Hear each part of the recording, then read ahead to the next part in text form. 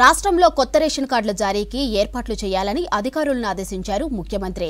ఇక పలు జిల్లాల్లో ఎన్నికల కోడ్ అమల్లో ఉండటంతో కోడ్ లేని జిల్లాలో కార్డుల జారీని వెంటనే ప్రారంభించాలన్నారు. ఇక కోడ్ ముగిసిన తర్వాత మిగిలిన జిల్లాల్లోనూ జారీ చేయాలని సూచించారు. ఇక రేషన్ కార్డుల కోసం ప్రజాపాలన, గ్రామ సభలు, మీ సేవా కేంద్రాల్లో వచ్చిన దరఖాస్తుల వెరిఫికేషన్ స్పీడ్గా పూర్తి చేయాలని సీఎం ఆదేశించారు.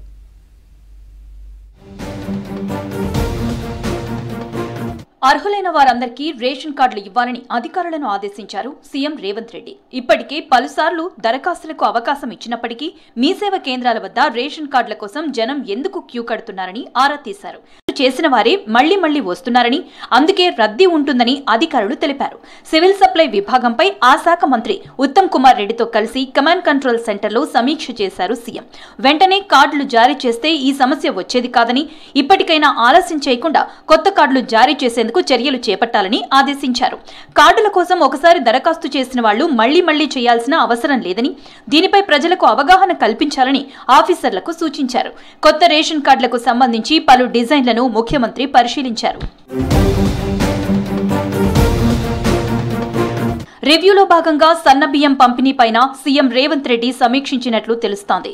ఉగాది లేదంటే ఏప్రిల్లో సన్నబియ్యం పంపిణీని ప్రారంభించేలా చర్యలు తీసుకోవాలని సివిల్ సప్లై ఆఫీసర్లను ఆదేశించినట్లు సమాచారం.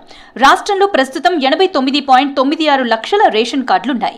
2,81,71,000 మంది లబ్ధిదారులున్నారు. కొత్తగా 10 లక్షల రేషన్ కార్డులు మంజూరయ్యే అవకాశం ఉందని ఆఫీసర్లు అంటున్నారు. ఈ లెక్కన మరో 30 లక్షల మంది పెరిగినా ఏటా పంపిణీకి 22 లక్షల టన్నుల నుంచి 24 లక్షల టన్నుల బియ్యం అవసరమని అంచనా వేస్తున్నారు. వానాకాలం ప్రభుత్వం 24 లక్షల టన్నుల సన్నవడ్లను రైతుల నుంచి సేకరించింది. వీటిని మరాడిస్తే 15 లక్షల టన్నుల బియ్యం వచ్చే అవకాశం ఉంది. ఇప్పటికే సివిల్ సప్లై శాఖ ఆధ్వర్యంలో సన్నవడ్లను మరాడించే కార్యక్రమం వేగంగా సాగుతుంది. మరో 5 లక్షల టన్నులను అవసరమైతే ఇతర రాష్ట్రాల నుంచి కొనుగోలు చేసే అవకాశం పైన ప్రభుత్వం ఆలోచిస్తోంది. మొదట సంక్రాంతి నుంచి సన్నబియ్యం పంపిణీ చేయాలని రాష్ట్ర ప్రభుత్వం భావించింది. కానీ వానాకాలంలో రైతుల నుంచి సేకరించిన సన్నవడ్లను కనీసం 2-3 నెలలైనా మగ్గనిచ్చి మిల్లింగ్ చేస్తేనే బియ్యం బాగుంటాయని నిపుణులు సూచించడంతో 2 నెలల తర్వాతే సన్నవడ్లను మిల్లింగ్ చేయాలని ప్రభుత్వం నిర్ణయించింది. ఉచిత సన్నబియ్యం పంపిణీ పథకాన్ని మార్చి చివరిలో లేదా ఏప్రిల్లో ప్రారంభించాలని రాష్ట్ర ప్రభుత్వం భావిస్తోంది.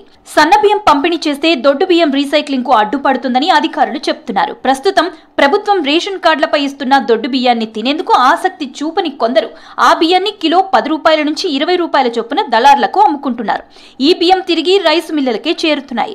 ఆయా మిల్లులు ఈ బియ్యాన్ని రీసైక్లింగ్ చేసి కస్టమ్ మిల్లింగ్ కింద తిరిగి ప్రభుత్వానికే అప్పగిస్తున్నాయనే ఆరోపణలున్నాయి. రేషన్ కింద సన్నబియ్యం పంపిణీ ప్రారంభిస్తే ప్రజలు వాటిని తినేందుకు వాడుకుంటారని, దీంతో రేషన్ బ్లాక్ మార్కెట్ సమస్య తీరుతుందని ప్రభుత్వం ఆలోచిస్తోంది.